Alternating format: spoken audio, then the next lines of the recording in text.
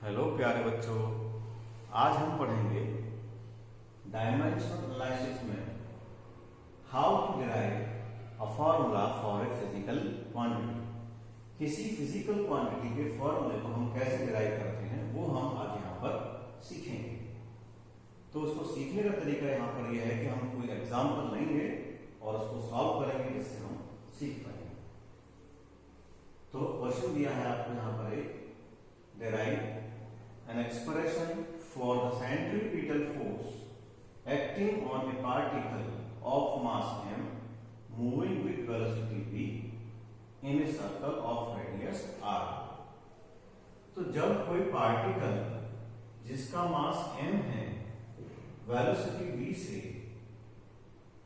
Move करता है एक सर्कुलर पाथ पे जिसकी रेडियस r है, तो इसमें एक फोर्स लगता है जो सेंटर की तरफ जिसकी डायरेक्शन होगी और इसी फोर्स को बोला जाता है सेंट्रीपिटल फोर्स। तो now we have to derive the formula of this centripetal force by using the dimensional analysis. So हमको क्वेश्चन में दिया है कि जो सेंट्रीपिटल फोर्स है it is depend on the mass of the particle, its velocity and the radius of the circle. So we can write the force is proportional to m raised to power a। ये तो पता है कि F जो force है मास पे depend करेगा, लेकिन कैसे डिपेंड करेगा ये हम नहीं जानते। भाई जो फोर्स है वो मास के साथ में m स्क्वायर हो सकता है, m रेज्ड टू पावर -1/2 हो सकता है और भी किसी तरीके से प्रोपोर्शनल हो सकता है। तो हमने क्या किया, हमने माना कि force is proportional to m raised to power a, force is proportional to velocity raised to power b and radius के साथ पावर c। तो इन तीनों को कंबाइन करके हमको मिलेगा force is proportional to m raised to power a, velocity raised to power b और radius raised to power c। Proportionality का साइन हटाएंगे तो हमें एक डायमेंशनलेस कांस्टेंट मिलेगा यहाँ पर k। तो फिर क्या करेंगे, देखो डायमेंशनल फॉर्मूला लिखेंगे हम पहले फोर्स का, हमको याद रहना चाहिए m/(t⁻²)। तो फोर्स का डायमेंशनल फॉर्मूला हो गया। ठीक उसी तरीके से मास, वेलोसिटी और रेडियस के डायमेंशनल फॉर्मूले को हम नोट कर लेंगे। ठीक उसी तरीके से क्या करेंगे, मास, वेलोसिटी, रेडियस के डायमेंशनल फॉर्मूले को हम नोट करेंगे। तो इसको नाम दिया हमने इक्वेशन नंबर 2, ये हो गया equation number 1। Now we putting the value of all the physical quantity from equation 2 to in equation 1। Equation 2 की हेल्प से सभी फिजिकल क्वांटिटी के डायमेंशनल फॉर्मूले को हम इक्वेशन 1 में रखेंगे।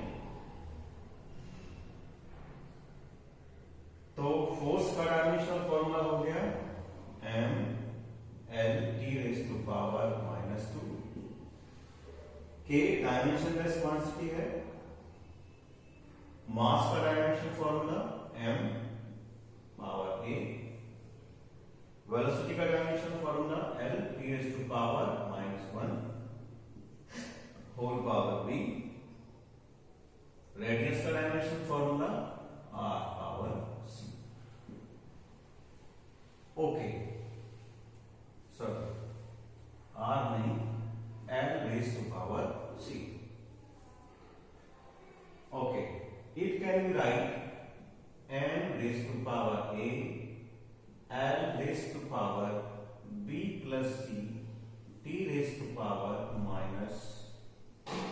t⁻⁻b। Let's compare the dimension of m, l and t। m, l, t की डायमेंशन को कंपेयर करने पर क्या मिलेगा देखते हैं। तो यहां m की डायमेंशन 1 है, यहां m की डायमेंशन a है। तो for m a is equal to 1, for L B plus C is equal to 1. ऐसे ही for T minus B is equal to minus 2. Okay. So we can find the value of A, B and C. तो B is equal to कितना हो गया? B is equal to 2. Okay. तो B plus C में C कितना हो जाएगा? Then B plus C is equal to 1 or 2 plus C is equal to 1 or C is equal to minus 1. So here we have find the value of A, B and C. Okay, now putting the value of A, B, C in equation number 1. हमारे पास equation 1 थी F is equal to K M raised to power A, V raised to power B and R raised to power C. So the formula of the centripetal force is M V square upon R. This is the formula derived by the dimensional analysis. Okay.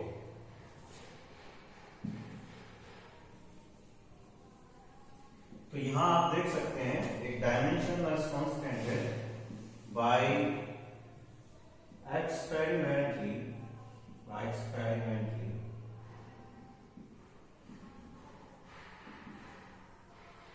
K is equal to 1. Then F is equal to mv square upon R. This is the final formula of the centripetal force which you can find. Okay. तो अब आपके mind में आएगा sir ये K की value experimentally आपने find की है, क्या डायमेंशनल एनालिसिस हम K की वैल्यू फाइंड कर सकते हैं? तो उसका आंसर है नहीं. This is the limitation of the dimensional analysis. We cannot find the value of this dimensionless constant. Another question is here. The time period of a simple drop of liquid due to surface tension. Liquid की जो drop है वो किससे बनी है? Surface tension की वजह से बनी है. And depend on the density, radius and surface tension. Find the relation. तो टाइम के लिए इन सभी का रिलेशन फाइंड करना है हमें एक स्मॉल ड्रॉप के लिए. देखो कैसे करेंगे. तो time period is equal to dimensional constant, इस पर डिपेंड करेगा. Density power A, radius power B, surface tension power C पे डिपेंड करेगा. टी है यहां पर टाइम पीरियड. तो क्या करेंगे, सभी के डायमेंशनल फॉर्मूले उसमें प्लेस करेंगे. तो टाइम का dimensional formula T, dimensional constant है. डेंसिटी का डायमेंशनल फॉर्मूला क्या होता है? डेंसिटी इज इक्वल टू होता है मास पर वॉल्यूम. तो डायमेंशनल फॉर्मूला क्या बनेगा डेंसिटी का? ये बन जाएगा m v raise to power minus 3. Sorry v नहीं l. क्या बनेगा? m l raise to power minus 3. तो ये हो गया m l raise to power minus 3 whole power a. Radius के लिए l raise to power b. और सरफेस टेंशन का फॉर्मूला क्या होता है? सरफेस टेंशन होता है फोर्स पर unit length.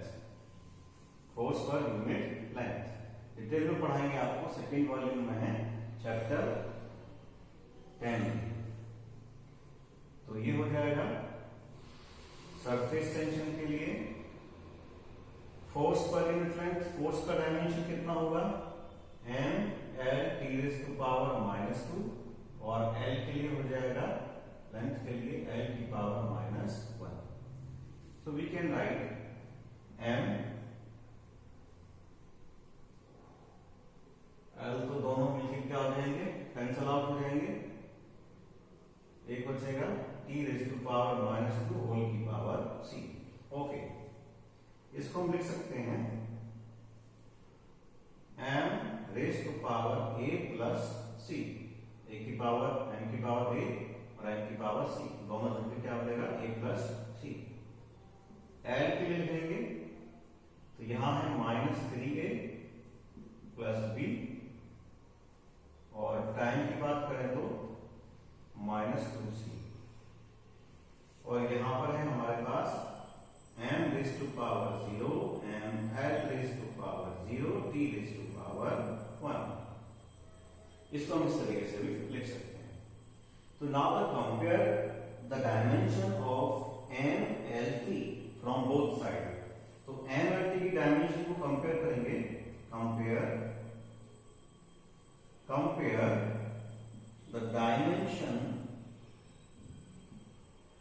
Of m l t, तो मिलेगा यहां पर हमको a plus c is equal to 0 m के लिए, फॉर m l के लिए क्या मिलेगा -3a plus b is equal to 0, और t के लिए मिलेगा हमको -2c is equal to 1।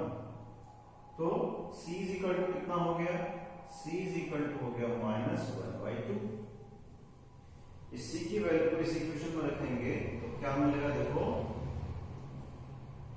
a -1/2 is equal to 0 और a is equal to 1/2। Now we can find the value of b। तो -3 into 1/2 plus b is equal to 0 और b is equal to 3/2। तो here we have find the value of c, a and b। We find the value of a, b and c. Now we can find the required relation, and the required relation is time is equal to k, a is equal to how much, 1/2, b is equal to 3/2, and c is equal to -1/2. So what we will get, t is equal to k rho r raised to power 3 upon s square root, or it can be written as t is proportional to square root rho r raised to power 3 upon s. So we can find the required relation for time period of liquid whose density is rho, radius r, surface tension is s. Some limitations of dimensional analysis are it cannot give any information of dimensional constant k. Last में हमने question बनाया था, तो उसमें आपने observe किया dimensional constant आते हैं, तो उनकी डायमेंशनल को हम फाइंड आउट नहीं कर सकते हैं with this help. Okay, it fails when physical quantity is the sum और डिफरेंस ऑफ टू और मोर क्वांटिटी। कोई रिलेशन ऐसा है जिसमें टू और मोर फिजिकल क्वांटिटी का सम और डिफरेंस है, ऐसे फॉर्मूलेस को भी हम डिराइव नहीं कर सकते। It can not derive relationship which involve trigonometric functions like sin theta, cos theta, etc., logarithmic, log quadratic, and exponential functions like e raised to power x. तो इस तरीके के फंक्शंस जिस फॉर्मूले में होते हैं, those also cannot be derived with the dimensional analysis. So at least ये 3 फैक्टर्स आपको याद होने चाहिए, और इसके बाद हम कुछ आपको न्यूमेरिकल्स देंगे जो आपको सॉल्व करने हैं। Thank you.